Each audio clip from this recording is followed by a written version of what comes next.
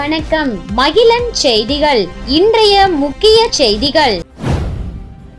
புதுச்சேரி சிக்னல்களில் பசுமை பந்தல் அனைத்தும் பனிக்கடப்பில் போடப்பட்டதால் வாகன ஓட்டிகள் அவதி அடைந்துள்ளனர். புதுவையில் வெயிலின் தாக்கம் நாளுக்கு நாள் அதிகரித்து வருகிறது. இருசக்கர வாகன ஓட்டிகள் சிக்னல்களில் நிற்கும்போது வெயிலால் கடும் அவதியடைந்து வருகின்றனர். இந்த நிலையில் வாகன ஓட்டிகள் அவதிப்படாமல் இருக்க புதுவை, காரைக்காலில் அனைத்து சிக்னல்களிலும் பொதுப்பணித்துறை சார்பில் பசுமை பந்தல் ஆண்டுதோறும் அமைக்கப்பட்டு வருகிறது. இந்த ஆண்டும் வெயிலின் தாக்கம் நாளுக்கு நாள் அதிகரிக்க தொடங்கியுள்ளது. எனவே பொதுப்பணித்துறை சார்பில் பசுமை பந்தல் அமைக்கும் பணி தொடங்கியுள்ளது. அஜந்தா சிக்னலில் 2 இடங்களில் பசுமை பந்தல் அமைக்கப்பட்டுள்ளது. ராஜீவ்காந்தி, இந்திரா காந்தி சதுக்கம், அண்ணா சதுக்கம், ராஜா தியேட்டர் சந்திப்பில் பசுமை பந்தல் அமைக்க தூண்கள் மட்டுமே நிறுவப்பட்டுள்ளன. ஆனால் இன்னும் இங்கு பசுமை பந்தல் அமைக்காமல் கிடப்பில் போடப்பட்டன. எனவே பொதுமக்கள், வாகன ஓட்டிகள் மதிய வேளையில் வெயிலால் கடும் அவதியடைந்து வருகின்றனர். இந்த சிக்னல்களில் பசுமை பந்தல் விரைவில் அமைக்க பொதுப்பணித்துறை நடவடிக்கை எடுக்க வேண்டும் என்று வாகன ஓட்டிகள் கோரிக்கை விடுத்துள்ளனர். வரத்து அதிகரிப்பால் புதுவையில் சாத்துக்குடி, ஆரஞ்சு பழங்கள் விலை வீழ்ச்சியடைந்துள்ளது. 3 கிலோ ரூபாய் 100க்கு விற்பனை செய்யப்படுகிறது. புதுவையில் கடந்த சில தினங்களாக வெயில் சுட்டரித்து வருகிறது. கடும் வெயிலால் பழச்சாறு, இளநீர், கரும்புச்சாறு விற்பனையும் களை கட்டியுள்ளது. இது மட்டுமின்றி எலுமிச்சை, சாத்துக்குடி உள்ளிட்ட பழச்சாறு தயார் செய்வதற்கு பழங்களை தேடிச் செல்வோரின் எண்ணிக்கையும் அதிகரித்து இருக்கிறது. தர்பூசணி, முலாம் பழங்கள் விற்பனை சூடுபிடித்துள்ளது. வெயில் கொளுத்தி வரும் நிலையில் நீர்ச்சத்து நிறைந்த சாத்துக்குடி, ஆரஞ்சு பழங்கள் விற்பனைக்கு குவிந்துள்ளது. அதாவது ஆந்திர, கர்நாடகாவிலிருந்து புதுவை பெரிய மார்க்கெட்டிற்கு லாரிகள் மூலம் சாத்துக்குடி பழங்கள் விற்பனைக்கு வருகிறது. தற்போது ஆந்திராவில் அதன் அறுவடை நடைபெற்று வருகிறது. அங்கு விளைச்சல் அதிகரித்துள்ளதால் புதுவைக்கு வரத்து அதிகரித்துள்ளது. இதனால் சாத்துக்குடி பழங்கள் விலை வீழ்ச்சியடைந்துள்ளது. புதுவையில் உள்ள பழக்கடைகளில் தரத்திற்கு ஏற்ப கிலோ சாத்துக்குடி ரூபாய் 40 முதல் ரூபாய் 60 வரை விற்கப்படுகிறது. நடமாடும் வாகனங்களில் 3 கிலோ ரூபாய் 100க்கு விற்பனை செய்யப்படுகிறது.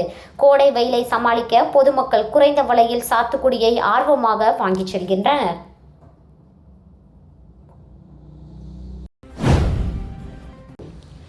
இசைக்கலைஞர் மற்றும் தொழில்நுட்ப வல்லுநர்கள் சங்கம் சார்பில் நடைபெற்ற இலவச மருத்துவ முகாமினை தமிழ் சங்க தலைவர் முத்து தொடங்கி வைத்தார்.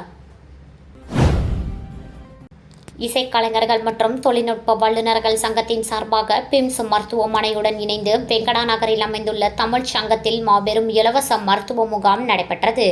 சிறப்பு விருந்தினர்களாக முத்துலட்சுமி சரவணன், தமிழ்ச்சங்கம் தலைவர் முத்து, மக்கள் தொடர்பு அதிகாரி, பிம்ஸ் மருத்துவமனை கிருஷ்ணமூர்த்தி, களமாமணி டாடா Banumathi, doctor Pramila Tamilvanan, Kavikuyil music academy Suseendrakumar ஆகியோர் முன்னிலையில் சிறப்பாக நடைபெற்றது.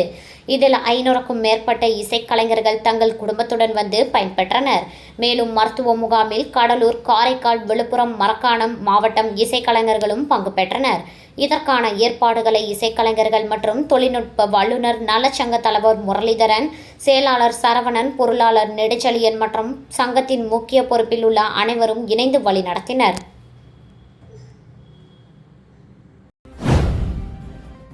அகவிலைப்படியை உயர்த்தி வழங்காத மத்திய அரசை கண்டித்து அரசு ஊழியர்கள் சங்கங்களின் சம்மேளனம் சார்பில் கண்டன ஆர்ப்பாட்டம் நடைபெற்றது. மத்திய அரசு ஒவ்வொரு ஆண்டும் ஜனவரி மற்றும் ஜூலை மாதங்களில் மத்திய அரசு ஊழியர்களுக்கு அகவிலைப்படியை உயர்த்தி வழங்குவது வழக்கம். ஆனால் இந்த ஆண்டுக்கான அகவிலைப்படியை இதுவரை உயர்த்தவில்லை. இதனை கண்டித்து அரசு ஊழியர் சங்கங்களின் சம்மேளனம் சார்பில் அண்ணா சிலை அருகே கண்டன ஆர்ப்பாட்டம் நடைபெற்றது. ஆர்ப்பாட்டத்திற்கு சம்மேளன தலைவர் ரவிச்சந்திரன் தலைமை தாங்கினார். கௌரவ தலைவர் பிரேமதாசன், பொதுச் செயலாளர் முனுசாமி ஆகியோர் முன்னிலை வகித்தனர். அரசு ஊழியர்களுக்கு வழங்கப்படாமல் உள்ள அகவிலைப்படியை உடனே உயர்த்தி வழங்க கோரி ஆர்ப்பாட்டத்தில் மத்திய அரசுக்கு எதிராக கோஷங்களே எழுப்பப்பட்டது.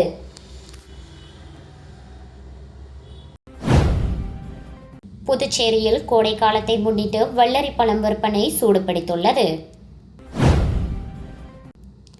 கோடைக்காலத்திற்கு ஏற்ற உடல் வெப்பத்தை குறைத்து நீர்ச்சத்தை அதிகரிக்கும் மிகச்சிறந்த பழம் வெள்ளரி பழம். கனிமச்சத்துக்கள் மற்றும் ஆன்டி ஆக்சிடென்ட்களை கொண்டுள்ளது. தற்போது புதுச்சேரிக்கு அதிக அளவில் விற்பனைக்கு வந்துள்ளது. பழைய பேருந்து நிலையம், உழவர் சந்தை மற்றும் நகரின் முக்கிய சந்திப்புகளில் அதிக அளவில் இப்பழம் குவித்து வைத்து விற்கப்படுகிறது. கிலோ 50 ரூபாய் என விற்கப்படுகிறது.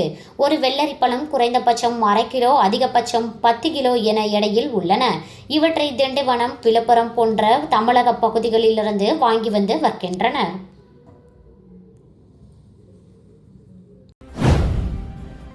பிள்ளையார்குப்பம் அருள்மிகு ஸ்ரீ கூத்தாண்டவர் கோவிலில் நடைபெற்ற செட்டியார் மரபினர் கொடியேற்றம் நிகழ்ச்சியில் திரளான பக்தர்கள் கலந்து கொண்டு சுவாமி தரிசனம் செய்தனர். புதுச்சேரி மாநிலத்தில் மிகவும் பிரசித்தி பெற்ற பரிகார ஸ்தலமாக விளங்கும் பிள்ளையார்குப்பம் அருள்மிகு ஸ்ரீ கூத்தாண்டவர் திருக்கோவிலில் கும்பாபிஷேக விழா கடந்த மார்ச் மாதம் 8ஆம் தேதி வெகு சிறப்பான முறையில் நடைபெற்றது. இதனைத் தொடர்ந்து அருள்மிகு ஸ்ரீ கூத்தாண்டவர் சுவாமி திருக்கோவிலில் திருவிழாவினை முன்னிட்டு காலை ஸ்ரீ விநாயகர் பூஜை நிகழ்ச்சியும், அதனைத் தொடர்ந்து இரவு மகா யாகசாலை பூஜையும், அதனைத் தொடர்ந்து செட்டியார் மரபினர் கொடியேற்றம் நிகழ்ச்சி வெகு சிறப்பான முறையில் நடைபெற்றது. மேலும் புதிதாக வைக்கப்பட்டுள்ள கொடிமரத்திற்கு பால், சந்தனம், பன்னீர் உள்ளிட்ட திரவியங்களால் அபிஷேகம் நடைபெற்று வேத மந்திரங்கள் ஓத தீப ஆராதனை காண்பிக்கப்பட்டு கொடியேற்றம் நிகழ்ச்சி வெகு சிறப்பான முறையில் நடைபெற்றது. இதில் சுற்றுவட்டார பகுதியைச் சார்ந்த திரளான பக்தர்கள் கலந்து கொண்டு சுவாமி தரிசனம் செய்தனர். இந்நிகழ்ச்சியில் ஊர் பெரியோர்கள், முக்கியஸ்தர்கள் உட்பட பக்தர்கள் திரளாக கலந்து கொண்டு சுவாமி தரிசனம் செய்தனர். தொடர்ந்து ஆலயம் சார்பாக விழாவில் கலந்து கொண்ட பக்தர்களுக்கு அறுசுவை அன்னதானம் வழங்கப்பட்டது. நிகழ்ச்சிக்காக ஏற்பாட்டினை கோவில் நிர்வாக அதிகாரி, திருப்பணி குழுவினர், பிள்ளையார்குப்பம் கிராம பொதுமக்கள் மற்றும் இளைஞர்கள் வெகு சிறப்பான முறையில் செய்திருந்தனர். மேலும் ஏப்ரல் 21ஆம் தேதி அன்று கிராமம் சார்பாக கொடியேற்றம் நிகழ்ச்சியும், 28ஆம் தேதி திருக்கல்யாணமும், 29ஆம் தேதி தேர் திருவிழாவும், மே மாதம் 14ஆம் தேதி படுகளம் எழுப்புதல் நிகழ்ச்சியும் நடைபெற உள்ளதாக ஆலயம் சார்பாக தெரிவிக்கப்பட்டது. இதில் பக்தர்களுக்கு திரளாக கலந்து கொண்டு கூத்தாண்டவர் சுவாமியின் அருளை பெறுமாறு ஆலயம் சார்பாக வேண்டுகோள் விடுக்கப்பட்டது. சித்திரை மாத அமாவாசையை முன்னிட்டு நடராஜர் அறக்கட்டளை சார்பாக பொதுமக்களுக்கு அன்னதானம் வழங்கப்பட்டது. புதுச்சேரி மாநிலம் வெள்ளியனூர் ஏழை மாரியம்மன் ஆலயம் அருகே சித்திரை மாத அமாவாசையை முன்னிட்டு நடராஜர் அறக்கட்டளை சார்பாக அறக்கட்டளையின் நிறுவனரும் என்ஆர் காங்கிரஸ் பிரமுகருமான சரவணன் தலைமையில் பொதுமக்களுக்கு அன்னதானம் வழங்கப்பட்டது. முன்னதாக அலங்கரிக்கப்பட்ட மறைந்த முன்னாள் சட்டமன்ற உறுப்பினர் நடராஜன் அவர்களின் திருவுருவப் படத்திற்கு மாலை அணிவித்து மலர் தூவி மரியாதை செலுத்தப்பட்டது.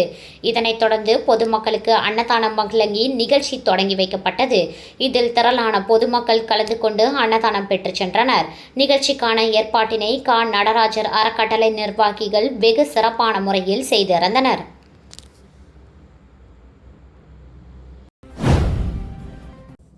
காலப்பட்டு சிறையில் தண்டனை கைதிகள் பதுக்கி வைத்திருந்த 3 மொபைல் போன்களை அதிகாரிகள் பறிமுதல் செய்தனர். புதுச்சேரி காலப்பட்டு மத்திய சிறையில் 250க்கும் மேற்பட்ட தண்டனை மற்றும் விசாரணை கைதிகள் அடைக்கப்பட்டு உள்ளனர்.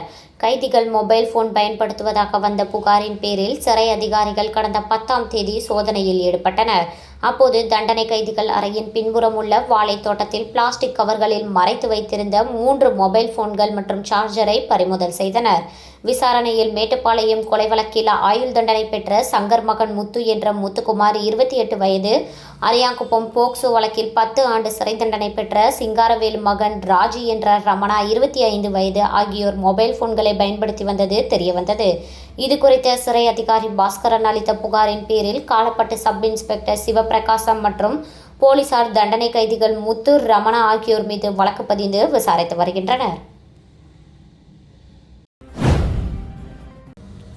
ஆன்லைன் வர்த்தகத்தில் முதலீடு செய்து புதுச்சேரி பெண் சைபர் மோசடி கும்பலிடம் ரூபாய் 5 லட்சம் இழந்துள்ளார். புதுச்சேரி நெட்டப்பாக்கத்தைச் சேர்ந்த பெண்ணை டெலிகிராம் மூலம் தொடர்பு கொண்ட மர்ம நபர் வீட்டில் இருந்தபடியே பகுதி நேர வேலையாக ஆன்லைன் வர்த்தகத்தில் முதலீடு செய்து அதிக பணம் சம்பாதிக்கலாம் என கூறியுள்ளார். இதை நம்பிய அப்பெண் மர்ம நபர் தெரிவித்த போலி ஆன்லைன் வர்த்தகத்தில் பல்வேறு தவணைகளாக ரூபாய் 5 லட்சம் முதலீடு செய்துள்ளார். பின் அதன் மூலம் வந்த லாபத்தை எடுக்க முயன்ற போது முடியவில்லை. அதன் பிறகே மோசடி கும்பலிடம் பணத்தை இழந்தது தெரியவந்தது. இதேபோல் வெள்ளியனூரைச் சேர்ந்தவர் 11,000, லாஸ்பேட்டையைச் சேர்ந்தவர் 9,300 என 3 பேர் மோசடி கும்பலிடம் ரூபாய் 5,20,300 இழந்துள்ளனர். இது குறித்து புகார்களின் பேரில் சைபர் கிரைம் போலீசார் வழக்கு பதிந்து விசாரித்து வருகின்றனர். இத்துடன் மகிழன் செய்திகள் நிறைவடைந்தன. நன்றி.